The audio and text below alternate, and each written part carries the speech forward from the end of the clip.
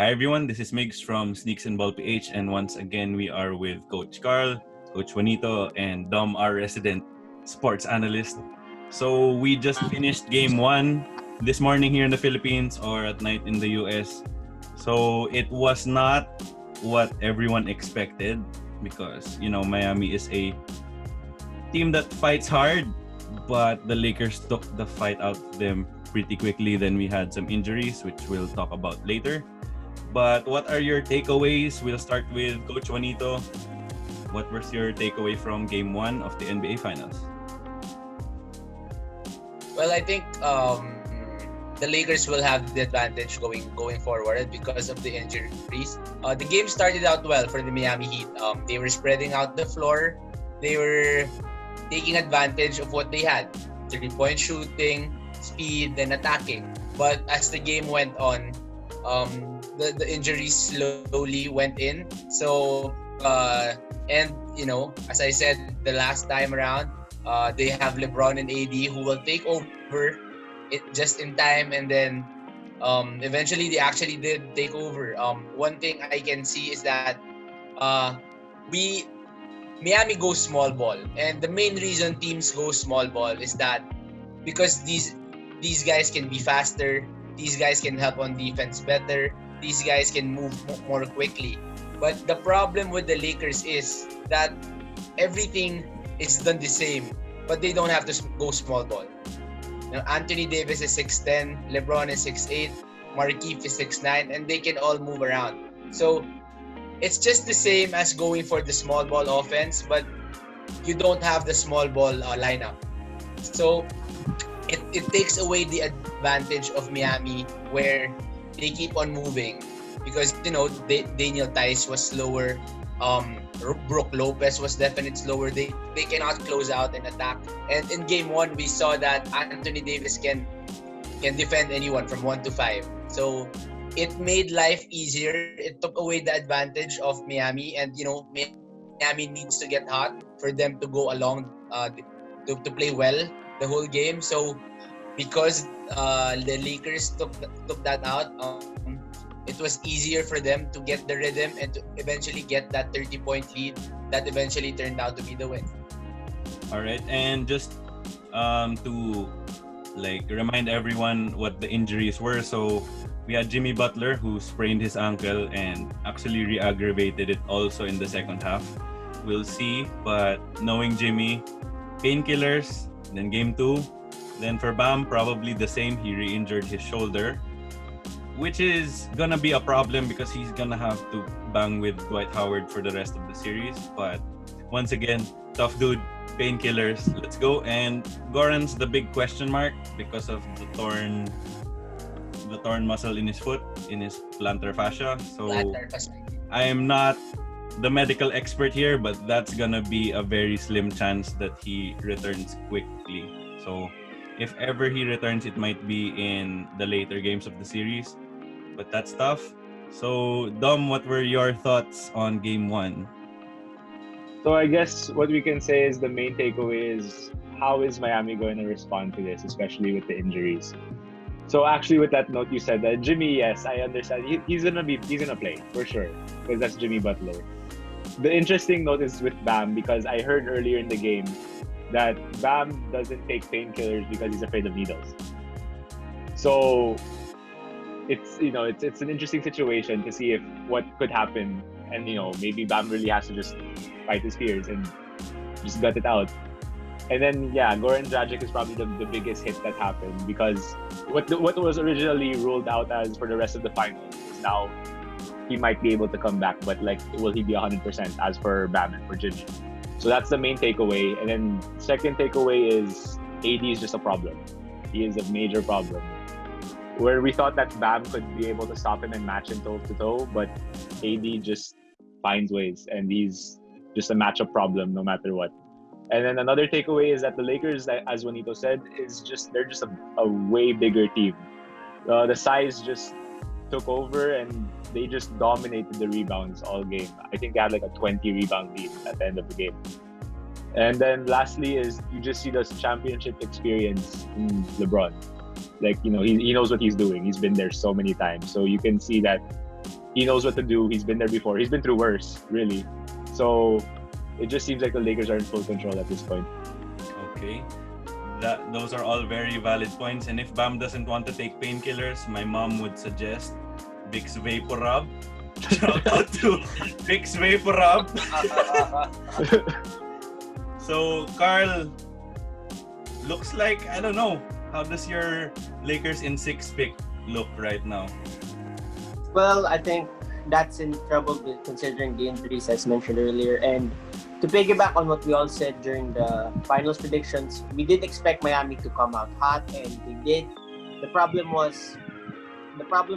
with them going by scoring with committees, once LeBron and AD got settled in and got their game, the flow, along with what we did not expect was everyone, aside from them hitting their threes, Danny Green, KCP, Caruso, Markieff, and Rondo, along with Kuz, that was the problem. The Lakers always came in with already an automatic two-man game, and everyone else would chip in.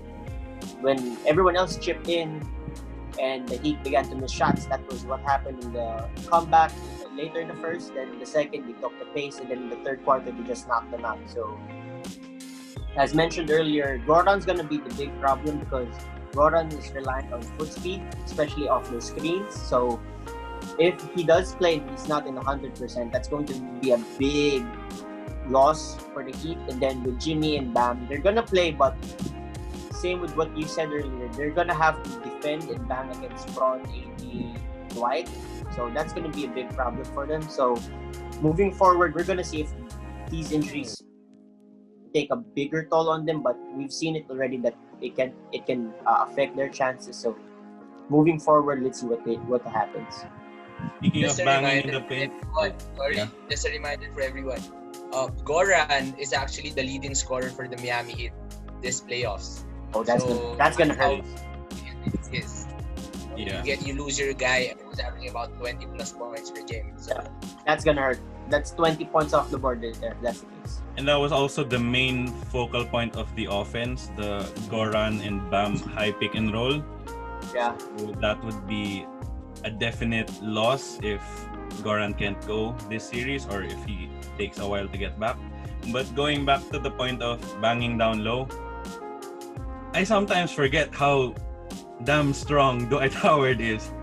When he took the duty foul and Bam was on his ass, I was like, ooh, that's why they called him Superman way back in Orlando. He's still strong as a bull, and you should know by the shoulders alone. Yes, big shoulders. Very, very, very thick man.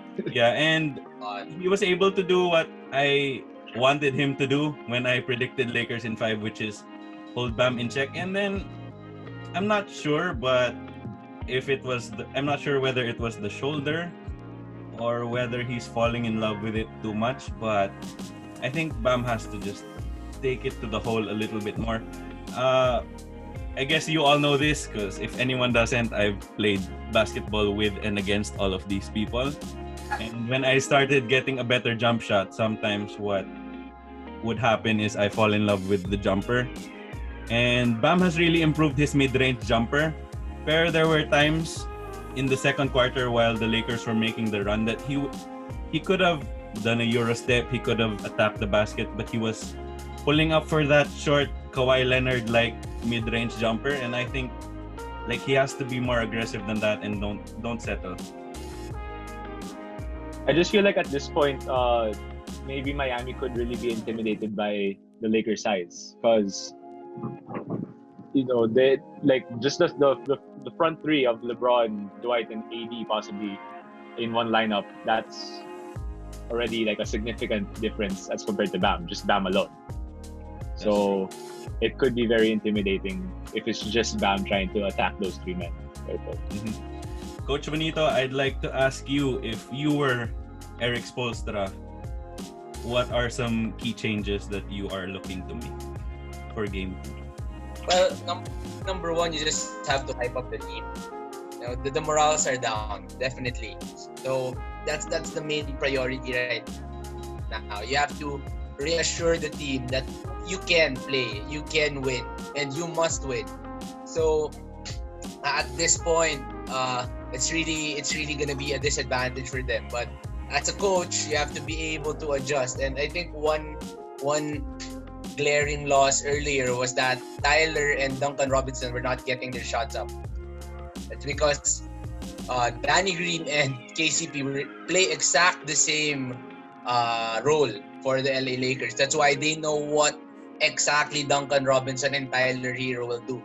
But for them to be able to attack the ring, for Jimmy to be able to attack, for Bam to be able to attack, they have to be able to space out the floor. So they have to go back to that game plan where Tyler gets his shots, Duncan gets his shots. Now the floor is spaced out, and now Bam and Jimmy gets to attack. And number 2, probably the Kendrick Nunn effect. You know, he averaged 15 points per game in the whole regular season before the COVID. Now after the COVID, he lost everything. He lost his rhythm, he lost his game, he lost his confidence. So he has to get back, especially now that Goran is not going to be able to be there. He now has to get back the Kendrick Nunn effect. You know, really go back to that 15 points per game. And probably lastly is just be able to utilize the bench. They do have a good bench. So Solomon Hill, Myers Leonard, Kelly Olynyk. Before the season, these guys were all playing well. So this is now the time where injuries are there. They have to be able to step up, and Eric Spoelstra needs to tell them and let them know that this is the time for them to step up. We might have a Myers Leonard sighting. Yes, We might have one. Then Dom, since the Lakers do have size, and AD has a post game, Markieff has a post game, LeBron has a post game. That's what the bread and butter was this game. However, I did see some plays where if they really needed a basket, they would do this high pick and roll with LeBron and Rondo as the screener, or Caruso as the screener. Do you think that will be effective, especially if they're in the zone? Because once Rondo slips it, he's right in the middle of the zone, and Rondo being the point guard that he is, he was able to find people. So do you think that this could be the secret weapon for the Lakers going forward? I think especially now, given again the Goran Dragic injury, this could be very significant, because who is slated to replace Goran? It's probably Kendrick Nunn, more of Tyler Hero, but they're not really known as good defenders. They're great offensive players, but they lack a bit on defense. So, when you think of a pick and roll, you usually think of a point guard and a big, with the point guard being the ball handler and the big setting the screen. So it's usually unconventional to see, like LeBron James, who's considered a big, to hold the ball and have a man like Rondo setting the pick. So it's really unconventional, and it's something that could phase Miami's defense, especially given that they're not that experienced yet, especially in the finals. Yeah, well, I have my guards here, so like Coach Juanito, how would you feel if you had to defend the roller? Well, right? this is already a new generation, a new set of plays. The people do small to small screens just to be able to see the advantage. LeBron is bigger, LeBron is stronger, LeBron is faster. So when he knows, the guy of Rondo is smaller than me, let's switch it up. So it's an advantage. If they don't switch, the guy is on the back, easy attack. If they switch, he can bully him down, still an advantage. So, LeBron's just smart enough to see all those advantages. It's tough. Yep. It's tough. You have no other reason. Yeah, you have no other option but just to pray. Pray that they miss. They miss. Yeah. That Yeah. they have a turnover, but you can't really do anything about it. Speaking of missing, Coach Carl, the Lakers were doing more of the making in the first half, making 11 threes. So do you think that that's a theme for the rest of the series? Because they did struggle throughout the bubble and somewhat in the first few rounds of the playoffs. Do you think they can keep up that good shooting from the outside? Because that's really, if there was a weakness, that would be it for this Lakers team. Well, for me, I think we were bound to see one of those games where they just get waxing hot from three. Because ever since the start of the playoffs, everyone was saying that this team lacks perimeter shooting. Like AD and Bron will get theirs, but it's always been a question of their shooters getting hot. So, knowing Danny Green, especially how he's played in previous finals, wherein despite how bad he plays prior to the finals, he always finds ways to get hot and just go off. I think he's gonna be due for like a couple more games, and along with KCP, who's rejuvenated his career with how great he's been playing this entire season, pre-bubble and post-bubble, he's been amazing. Rondo has always stepped it up, and then Cruz has always been a give and take type of situation where he gets hot one game and he just goes cold the other. Same with Caruso, and then Markieff has also been a revelation this playoffs, where he's always been getting the stretch 4 minutes alongside AD and Bron. So it's sustainable with how they play because they always get good shots. They never force it. It's always off of good ball movement, good ball rotation. So they're gonna go down like probably similar to how they went in the first couple of rounds. They're gonna go down percentage. But in terms of makes, they're gonna get theirs. They're gonna get theirs with how they shoot it. They're gonna get theirs. Yeah, and with them doubling AD and LeBron, all you have to do is make open shots. So you're being paid millions of dollars to make that open corner shot, right?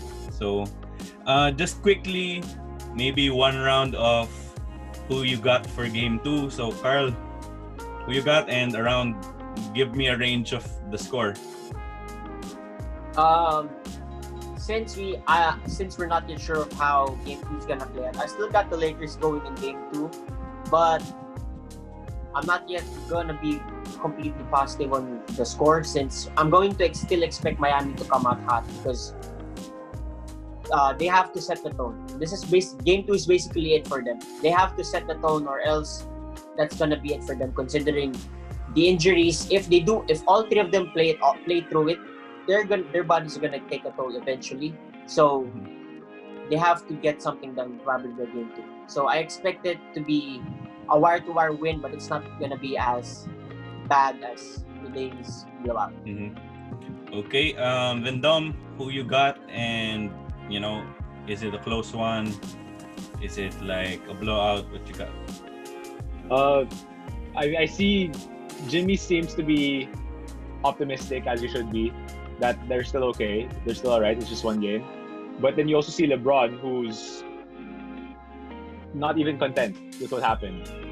He's happy with what happened in the second quarter, the third quarter, but he's not happy with how the game ended. So I feel like the Lakers can still do better from this point. But I don't see them like winning a blowout like they did, but they will fire on all cylinders. They'll still click, and they'll just play way smoother. And they have all the momentum right now. So I feel like the Lakers will still take game 2. And as Carl said, it might not be as much of a blowout, but they'll still have a commanding lead, I feel like. Okay, and you, Coach Juanito, who do you have for game 2? I think Lakers by about 10 to 15. It's not gonna be as worse. Eric Spoelstra is one of the best adjusters in the game. One of the best coaches who reads what happened the best. Especially he started out as a video coordinator, so for sure he's gonna be able to find all the flaws. But it's just a big disadvantage having Goran out, having Bam and Jimmy not 100%. So I think it's gonna be a little bit better for them, but it's not gonna be enough for them to beat the Lakers yet. So I think I'm Lakers by about 10 to 15 points. Okay, and for me, I have the Lakers, and maybe around 5 to 10 points. That will probably be it. I have respect for Miami, and I think that Tyler Hero might be able to get going in game 2, as he should if he's really one of the next big things in the league, so I expect a lot from him. But I guess that's 4 of us who have the Lakers in game 2, so let's see. And shout out to Spoelstra, and because he did like start out as a video guy for the Miami Heat and worked his way up, but also Frank Vogel, also started out. So that's just a lesson of hard work, and how you just really gotta keep grinding. So we still have a lot of NBA finals left, and hopefully we have a hard-fought game 2 just to keep the excitement, because a while ago I was kind of sleeping already at the third quarter. But thanks everyone, and give us your thoughts on game 1 and who you think is gonna go out and get it in game 2. We'll also try to keep you updated through social media on any updates on Goran, on Bam, and also on Jimmy. But that's it for today. And if you like the video, please make sure to leave a thumbs up down below. Then leave a comment if you agree with us. If you're a Miami Heat fan and we hurt you, we're sorry. But, we gotta keep it real.